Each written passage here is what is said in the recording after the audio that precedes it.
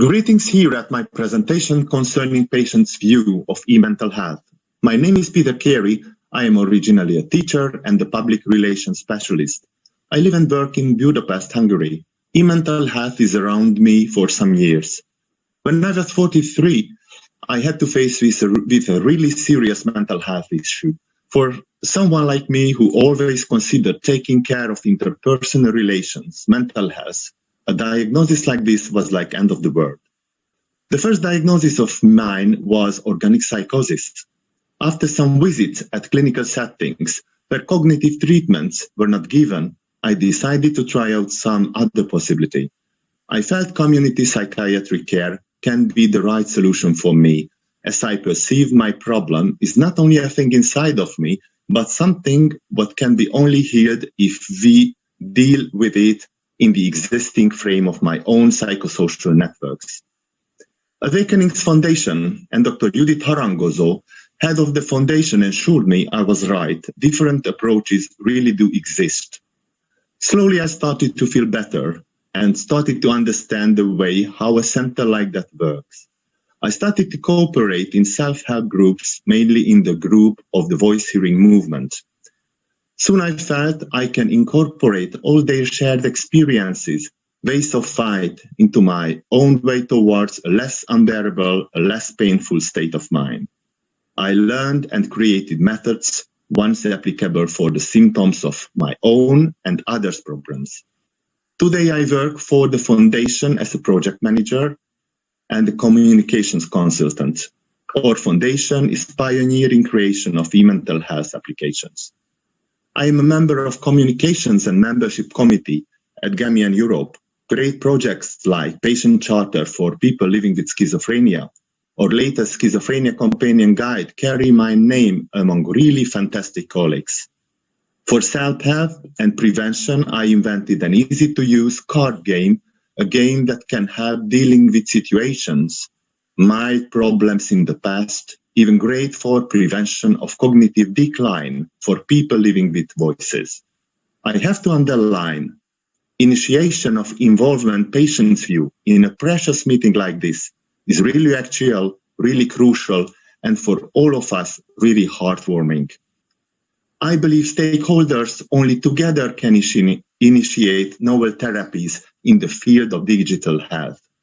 We should never forget, patients are there together with experts, carers, health system to build new effective ways of healing. People living with mood problems, emotional distress, mental health issues are frequently in need of alternative therapies, as their family members, colleagues, friends, and loved ones. Many times medicines themselves are not enough, not as effective as they are designed to be. So we can notice high need for online, AI-based help, information, screening, care, and long-term assistance.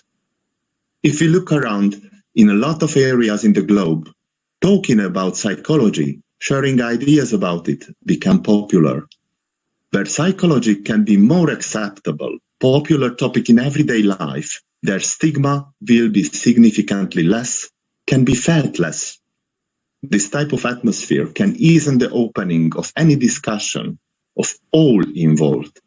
An open atmosphere about our own mental health can open closed doors, doors leading us to find solutions within our community, solutions like e-mental health. This actual COVID pandemic really showed us that hard times we all can have. People living with mental health issues had to rethink their treatment options. Lucky ones had a cooperative psychiatrist, others maybe had really bad relapses. All stakeholders involved in the soul business out there now know we can have efficient, active, helpful digital contact with each other. The first real step towards digital help is already behind all of us. We are like everybody nowadays. Internet, smartphones, applications surround us. We use so many applications for everyday life. It is natural to seek information via the World Wide Web. For some, it is natural to download an application to test IQ, to read an application of Psychology Today, for example. A percentage of patients and carers are familiar with digital life. For them, e-mental health is not too far. Others may come closer to applications, web, simply by thinking their medicine or cognitive therapy is not enough or not efficient. Certainly, recommendation of e-health can come from someone else too. Here we really can find fields to improve. A friend, family can suggest using it, but GPs, psychiatrists should recommend proper applications portals as well. Some may download applications for self-diagnostics, treatment, according to the rating of the application in its store, thinking something having 5 stars surely is good, even it is without any evidence. Sometimes clients are in difficult states, lonely positions, where nothing else, no one else they can rely on, only self-help, online help. Informative sites, applications, patients' rights summaries are frequently searched, downloaded. If one downloaded the first e-mental health application of his life, and it is disappointing, there is a big chance that he will avoid using this kind of applications in the future. A great interpersonal connection with a professional carer can be as satisfactory as a person will not likely choose any e-mental health platform. But a patient carer will avoid application when they think the outcome is unclear, it is not evidence-based, it is not scientifically proven, the rating system is not adequate in the stores, the language, the wording is not proper.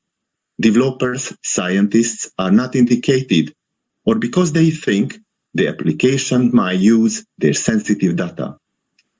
After downloading some e-mental health applications, let's say randomly, we will experience a couple of really upsetting things. Some are without maintenance, simply not working properly. Sometimes we download something interactive, for example, promising an email feedback, and it is just not coming. Really bad experience when Gmail is slow, late, isn't it? But the hard, crucial experience for a bipolar not receiving feedback from the application, however it was promised. We even can find this type of dead applications when a live suicide SOS line is promised.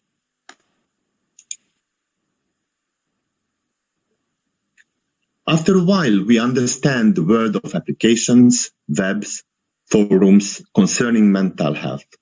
We realize what we miss, why we are disappointed.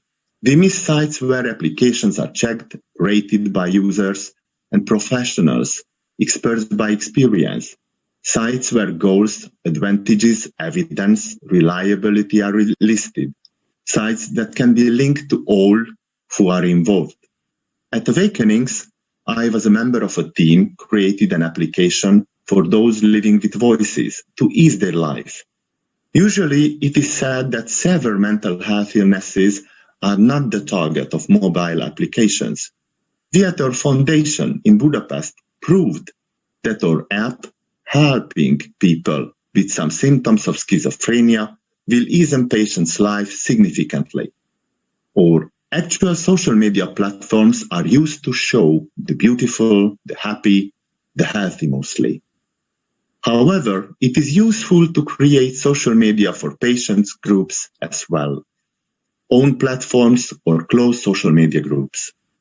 A completely closed social media platform for those living with chronic illnesses and for their self-help groups should solve this problem.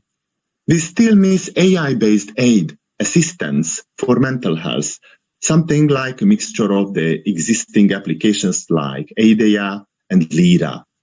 If we use Gmail, how we could survive without Chrome, the Drive, Google Documents, or the plugins? This cross-compatibility, app cooperation is completely missing in the field of e-mental health.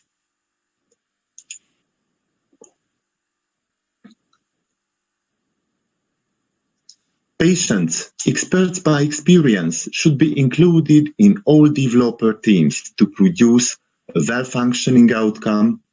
Initiatives, projects should always be developed with the cooperation of experts by experience, based upon patients' needs, led by the aim of helping patients' communities. Self-help groups using unique methods, religious groups, recovery-based groups, all have some different interesting to incorporate in an application. Effectiveness of these groups can be a really good indicator for choosing the proper one. All input before the implementation and after launch can be really valuable from patients. Patients are, who experience mistakes in an application, they are the ones who can help avoiding these when it is time for a renewal, a version upgrade. Certainly, those working together with people living with mental issues should always know that distress can happen during the work. For example, if we work together with several patients, let's say people with severe mental illness in a project, we can experience that unexpected emotional problems can be there, but can override our deadlines planned sometimes. It's still worth it. I am just leading a great Hungarian project with people living with recurring major issues. The project will be great. We are not giving up. For any further information, cooperation, do not hesitate to contact me personally or via Awakenings or Gamian Europe. Thank you for your attention.